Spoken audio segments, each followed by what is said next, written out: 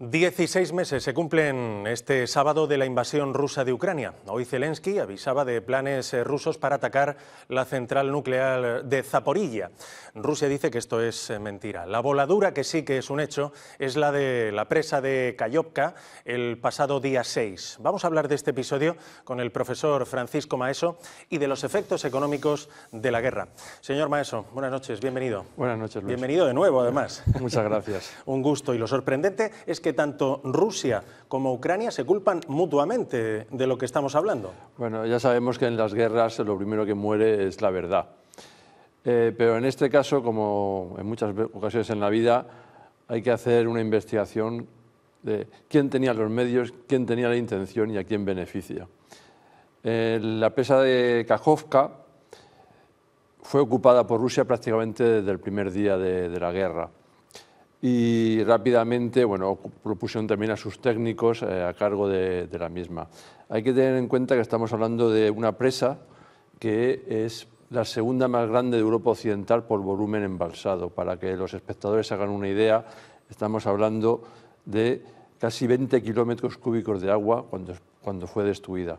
Esta es una cifra abstracta, pero esto significa 40 veces más que el Mar Menor. La superficie que ocupaba el agua es de 2.000 kilómetros cuadrados, 2.155 kilómetros cuadrados. Es una superficie tan grande que podríamos ir por la autovía hasta Cartagena, desde Murcia hasta Puerto Lumbreras, y toda esa área, siguiendo por la costa y por el límite con Almería, son 2.000 kilómetros cuadrados. Eso es de lo que estamos hablando. Entonces, una presa de esas características, con esos inmensos muros que tiene, no se puede destruir de cualquier manera. De hecho, esa prueba casi de una bomba atómica. La única forma de destruirla es colocando una gran cantidad de explosivos de alta potencia, toneladas de hecho, en su interior. Las presas no están huecas. Tienen zonas, pasadizos en el interior, en las zonas donde están las grandes compuertas. Esto solo lo podía hacer Rusia, porque solo ellos tenían acceso a la presa. Y, de hecho, estamos hablando de toneladas de explosivos, que requieren pues, su tiempo y sus expertos para colocarlos. Por lo tanto, el único que tenía los medios y el tiempo era Rusia. ¿A quién beneficia? La voladura de presas no es algo nuevo cuando hay una guerra. De hecho, en esta misma guerra de Ucrania ya ha habido varias ocasiones. Las voladuras de presas se hacen siempre para defender, es decir, benefician al que se defiende, no al que ataca. Aquí quien se defiende es Rusia ahora. Por tanto, estaba en el sitio, tenía los medios y salía beneficiado. Para dificultar la contraofensiva ucraniana, los Efectivamente, preparativos, ¿no? Por dos motivos. Para dificultar la contraofensiva, ya había empezado, de hecho, ¿no? Está en marcha ahora mismo, y para esas tropas que tenían estacionadas ahí, poderlas mover a donde ahora mismo están teniendo lugar los combates. Entonces, claramente, pues es el agente beneficiado en este caso, ¿no? En cualquier caso, es algo quizá irrelevante, porque todo esto no habría pasado si Rusia no hubiera invadido Ucrania. Y esta es la gran verdad. La gran verdad es que se está cometiendo un genocidio contra el pueblo ucraniano, que además se manifiesta por los propios dirigentes rusos. Quiero decir que no es cuando alguien dice que todo un Estado debe desaparecer o que el pueblo ucraniano no existe, pues eso es un lenguaje genocida. Y ahora se une también un ecocidio, porque toda esa inmensa cantidad de agua ha sido lanzada de forma súbita a través del río. Eso quiere decir que kilómetros cúbicos de agua con sus lodos han ido a parar al Mar Negro. La reserva natural del Mar Negro, y además, de hecho, una gran parte de esa zona del oeste del Mar Negro va a quedar afectada por ese inmenso vertido de agua y lodos.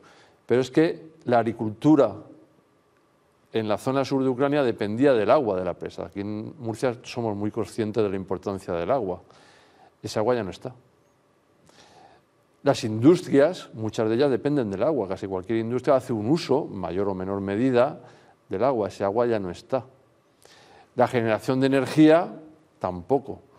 De hecho, esta ya estaba cortada, porque Rusia una de las primeras cosas que hizo fue cortar la energía que se suministraba por parte de la presa. Pero la inundación generada ha afectado a otras plantas de energía que había pues, en la Ribera Baja. Y, por supuesto, hay un número que todavía no se conoce, pero que va a sobrepasar, desgraciadamente, los cientos de personas que han muerto. Claro, claro, porque además de los daños personales, hay fallecidos. Las cifras oscilan entre lo que dice Rusia y lo que dice Ucrania. Además de esos daños personales, es que la rotura de esta presa ha provocado una catástrofe ecológica sin precedentes, según nos cuenta, ¿no? Efectivamente. De hecho, este es el mayor desastre natural producido por el hombre en el siglo XXI. No hay nada parecido. Y no es un accidente. Esto es importante resaltarlo. No es que hay un incendio porque funcionó mal algo o un barco se estrella porque hay una tormenta. No, esto no ha sido un accidente, esto ha sido algo deliberado. Esto es muy importante resaltarlo. Entonces, incluso si lo comparamos con los accidentes que ha habido en lo que llamamos del siglo XXI, esto sigue siendo con diferencia el mayor desastre que ha habido. La cantidad de agua que se ha vertido, por ejemplo, el propio fondo que ahora ha quedado al descubierto, claro, es como un erial. Pensemos en cuando se retira el mar, cuando hay marea baja, ¿no? Estamos hablando de 2.000 kilómetros cuadrados que de repente han quedado en la superficie, todo ese lodo, polvo, etcétera, que había ahí, pues ahí no hay vegetación. Y esto es muy llamativo, porque si uno mira el aire, ¿no? Cogiendo una de las aplicaciones informáticas que hay, la superficie de Murcia, pues lo vemos va bien marroncito, ¿no? Murcia, Almería, es marrón. Pero si uno mira Ucrania, es muy verde. Es un país increíblemente verde, y incluso en verano. Y en invierno no se ve porque hay nieve. Pero ahora ahí hay una inmensa superficie de color marrón, que eso no estaba antes, y que eso también a su vez genera un problema, por ejemplo, por el viento que va a mover. Ese polvo que hay ahí puede generar también problemas, que va a ser los menores para la magnitud del desastre. 1 año y 4 meses después de la invasión, ¿qué futuro le ve usted a este conflicto? Las guerras, cuando sobrepasan cierto tiempo, se alargan. Y esta guerra ya lleva 16 meses y seguramente va a durar más. Por una razón muy sencilla, para Ucrania es una guerra de supervivencia. Si pierden, mueren. Porque así lo han dicho los que les están atacando, con lo cual no existen muchas posibilidades en ese caso. Y los que atacan, porque Rusia es una dictadura y tiene una forma de ver el mundo y su gobierno, una forma de tratar a su propio pueblo y a los de alrededor, pues que no es la que estamos acostumbrados, no le importa mientras tenga medios seguir. Entonces, la clave aquí es apoyar al pueblo ucraniano para que sobreviva. Ellos tienen la voluntad, eso es evidente, lo han demostrado más que suficientemente, y cada vez tienen mejores medios. Pero lo que es cierto es que Rusia tiene un ejército muy grande. Sí, su calidad es mucho peor ahora que al principio de la guerra. El material que tiene no es el mismo que tenía al principio de la guerra, pero sigue siendo mucho material. ¿A Rusia le está afectando de alguna manera esta guerra, el bloqueo, entre comillas, las sanciones? O sea, ¿se está viendo afectada su economía de alguna manera? Realmente esto es importante, no hay un bloqueo, ¿no? Porque un bloqueo implica que ni te vendo ni te compro y no dejo que tú lo hagas, ¿no? Aquí lo que hay son sanciones, que no es exactamente lo mismo. Y las sanciones más importantes han entrado en funcionamiento pues, muy recientemente, que es el límite al precio del petróleo que sale de Rusia para que una compañía aseguradora de los países occidentales asegure ese barco. Fijémonos lo que estoy diciendo, que es así un poco complicado. Todos tenemos bueno, todos no, pero la mayoría tenemos un coche o un vehículo, todos tenemos un seguro. Los barcos van todos con seguro. Y sobre todo los barcos que llevan productos peligrosos, que puede ser petróleo, gas, otras cosas, ¿no? Entonces los barcos necesitan seguro. Las compañías occidentales controlan el mercado de seguros internacionales marítimos. Entonces, por eso se ha hecho esto. Lo que han hecho los gobiernos europeos, Estados Unidos, Japón, Corea, es decir, ninguna compañía de nuestros países va a asegurar un barco que lleve productos petrolíferos de Rusia por encima de este valor. Ahora, el efecto que eso hace es que Rusia puede seguir exportando petróleo, pero ya no va a cobrar lo mismo que cobraba antes, porque si se pasa de 60, las compañías aseguradoras tradicionales, que son las que lo hacen mejor, no van a firmar ese contrato. Claro, eso no quiere decir que Rusia deje de ingresar dinero, que va a seguir ingresando dinero, pero por debajo de 60. El precio del petróleo, por ejemplo, hoy está en torno a $75 el barril, el precio del petróleo que se vende en los mercados. 75, 76. El mismo petróleo de calidad semejante, en el caso de Rusia, está en 58. Esa es la diferencia que afecta a las sanciones a Rusia, pero no es cero, son $58. El coste de extracción del petróleo en Rusia es muy barato, no cuesta mucho. Por tanto, Rusia sigue teniendo una gran cantidad de ingresos, sin perjuicio de que además puede exportar otras cosas. ¿Y qué implicaciones, qué efectos está teniendo la guerra de Ucrania? Por ejemplo, aquí vamos a regionalizar, en la economía de la región de Murcia. Los principales efectos, la perturbación inicial que fue muy fuerte, ya han desaparecido básicamente. Por ejemplo, cuando empezó la guerra, esto afectó mucho a las importaciones de grano y cereales usadas para piensos o de aceite de girasol. Esto ya se ha ido normalizando. Hay que tener en cuenta que cuando empezó la guerra, Rusia bloqueó las exportaciones de grano de Ucrania.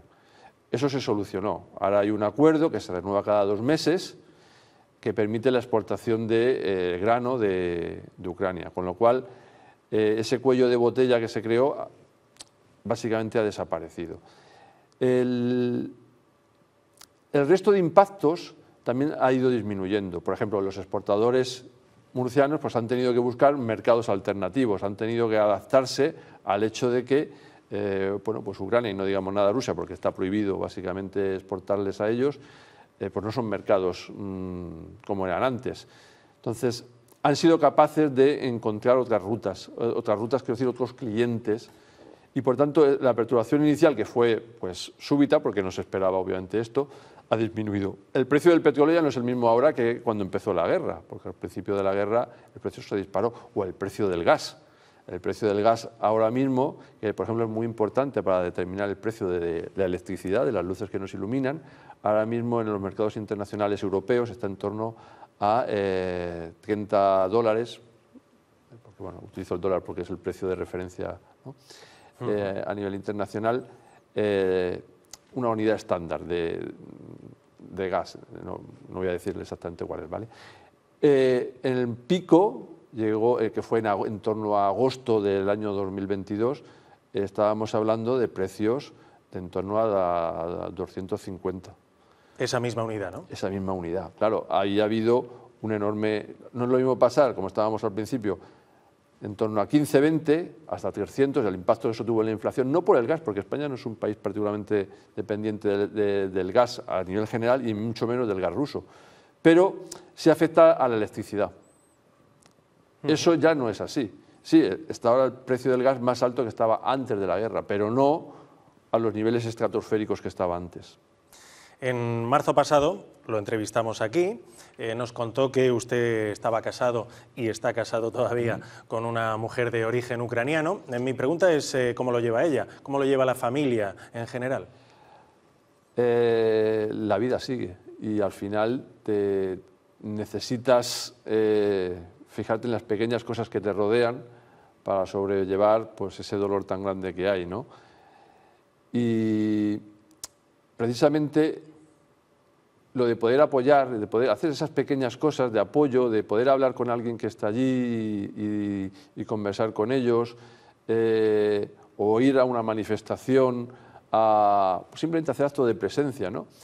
Estas son cosas que contribuyen pues, a mi familia, obviamente, pero también a las personas que, aunque no tengan una relación familiar o personal, de trabajo, de amistad, pues el hecho de estar ahí hace que esas personas piensen que hay solidaridad con ellos. Hay muchas formas pequeñas que todos podemos utilizar para apoyar al pueblo ucraniano, desde participar simplemente, estar unos minutos en una manifestación, hacer alguna pequeña donación, a, por ejemplo, hacer frente a los muchos bulos que circulan, buscar fuentes de información adecuadas, como las de esta cadena, para informarse sobre lo que ocurre en Ucrania, y pedir a nuestros gobernantes que actúen, que no se queden solo en palabras, porque las palabras se las lleva el viento, pero las vidas de los ucranianos están siendo arrastradas pues, por unas aguas turbias que se han originado por la actuación de otro país. Y ellos no se merecen lo que está ocurriendo. ¿Qué le está pareciendo la reacción internacional ante la invasión rusa de Ucrania? A uno siempre le gustaría, cuando le están golpeando, que le vengan a ayudar pronto. Y cualquier retraso parece una enormidad, sobre todo si están matando a tu familia. Pues aquí pasa un poco lo mismo. Es cierto que se ha apoyado, pero, y se ha declarado esa intención de apoyo, pero las cosas se van moviendo quizás excesivamente lentas. Pero sí que se están moviendo, y van cogiendo ritmo. Europa, incluso Estados Unidos, no estaban preparados para esto. Rusia sí se había preparado para la guerra.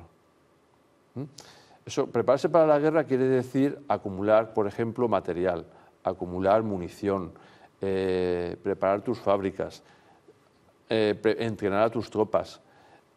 Todo este tipo de preparativos en Europa no se habían hecho. Obviamente nosotros no vamos a entrar en guerra con Rusia, pero, por ejemplo, preparar el material, sí. Cuando se dice que se van a mandar tanques a Ucrania, que se ha tardado mucho en decirlo, uno de los motivos es que hay que prepararlos. España, por ejemplo, y muchos otros países, de hecho, tienen tanques viejos, entre comillas lo de viejos, en los almacenes, pero eso no quiere decir que puedan salir a circular al día siguiente. Pues requieren una inversión de tiempo, de material, de renovación de los equipos ópticos, de comprobación si el motor funciona, de los cierres que estén bien asegurados, y eso lleva tiempo. Lo mismo pasa con los aviones, llevan tiempo entrenar a los pilotos, o sea, todo este tipo de cuestiones que al final se van haciendo, porque al final, si recordamos al principio de todo, no se puede dar nada. Yo todavía me acuerdo cuando empezó la guerra, ¿no? Que Alemania lo único que daba era cascos. Ahora no, ahora está dando tanques, sobre todo está dando misiles antiaéreos, equipos antiaéreos que son muy caros y muy complejos, pero se ha tardado 1 año y medio. Y durante ese año y medio, pues las ciudades ucranianas han sido bombardeadas. Pero sí que es cierto que hay mucha ayuda, y quizá en este sentido, por ejemplo, la ayuda no toda es militar, hay mucha ayuda que es humanitaria. Se ha acogido a muchos millones de ucranianos, aquí en España, pero en Alemania también. Cuando Rusia intentó literalmente congelar al país en invierno, destruyendo los centros eléctricos, Europa mandó grandes generadores industriales, uno detrás de otro. Y de hecho Rusia fracasó en ese sentido. Entonces sí que hay mucha ayuda, pero a uno siempre le queda la sensación, sobre todo cuando está en una situación crítica, de que si hubiera llegado antes habría padecido menos. Y eso es cierto también. Profesor Maes, un gusto como siempre, mucho ánimo en la parte que le toca personalmente, y le agradecemos que nos haya venido a ilustrar como hizo en la anterior ocasión, porque es un gusto aprender de usted. Muchísimas gracias.